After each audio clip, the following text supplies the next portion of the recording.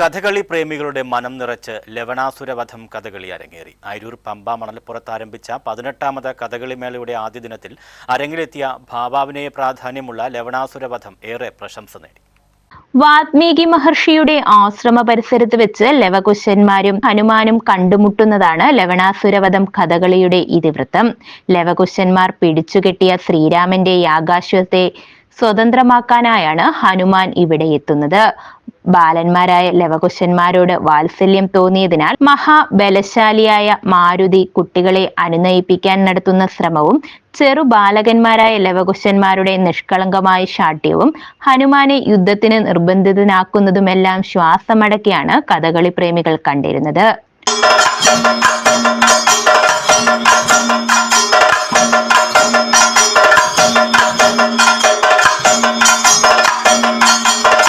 താൻ പണ്ട് മഹാബലശാലികളായ രാക്ഷസന്മാരെ നിഗ്രഹിച്ച കഥകൾ പറഞ്ഞ് കുട്ടികളെ ഭയപ്പെടുത്താൻ ശ്രമിച്ച ഹനുമാനെ കുട്ടികൾ വല്ലാതെ പരിഹസിക്കുകയും ചെയ്യുന്നുണ്ട്. പഴയ തലമുറയുടെ പ്രവൃത്തികളെ പരിഹസിക്കുന്ന പുതുതലമുറയുടെ ഇന്നും തുടരുന്ന രീതിയെയാണ് കലാകാരന്മാർ ഈ രംഗത്ത് ഹൃദയസ്പർശിയായി അവതരിപ്പിക്കുന്നത്. യുദ്ധാരംഭത്തിൽ എതിരാളികളെ ചെറുബാല്യക്കാരായ നിസ്സാരന്മാരായി കണ്ട് അവരുടെ അമ്പുകൾ പിടിച്ചെടുത്തും തട്ടിക്കളഞ്ഞും നടത്തിയ ഹനുമാന്റെ കേളികൾക്കൊടുവിൽ കുട്ടികളുടെ ശരവർഷത്തിൽ വലഞ്ഞ് ബന്ധനസ്ഥനാവുകയും ചെയ്യുന്നു. ബന്ധനസ്ഥനായ ഹനുമാനെ സീതാദേവിയുടെ സമീപത്തേക്ക് കൊണ്ടുചെന്നപ്പോഴാണ് കഥയിലെ ഹൃദയസ്പർശിയായ രംഗങ്ങളുള്ളത്.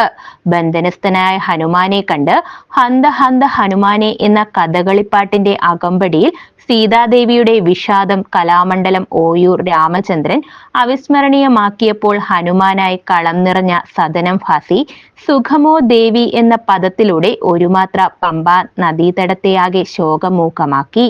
സീതാദേവിയുടെ നിർദ്ദേശപ്രകാരം കുട്ടികൾ ഹനുമാനെ ബന്ധനമുക്തനാക്കുന്നതും അവർ അദ്ദേഹത്തെ നമസ്കരിക്കുകയും ചെയ്യുന്നതോടെ ലവണാസുരവധം കഥ ശുഭപര്യവസായിയായി അവസാനിക്കുന്നു. ലവകുശന്മാരായി കലാമണ്ഡലം ഓയൂർ രാമചന്ദ്രൻ, കലാമണ്ഡലം ജയപ്രകാശ് എന്നിവരും മത്സരിച്ചഭിനയിച്ചപ്പോൾ ലവണാസുരവധം കഥകളി പ്രേമികൾക്ക് വേറിട്ട അനുഭവമായി. ലവണാസുരവധം കഥകളിയിലെ ഹനുമാനും ലവകുശന്മാരും ആനന്ദ നൃത്തമാടുന്ന അഷ്ടകലാംശം ഏറെ പ്രശസ്തമാണ്. കഥകളിമേള 2ാം ദിവസത്തിൽ കഥകളി പ്രേമികളുടെ എല്ലാ കാലത്തെയും ഇഷ്ടകഥയായ നളചരിതം 4ാം ദിവസം അരങ്ങേറും. News bureau, Pathanamthitta.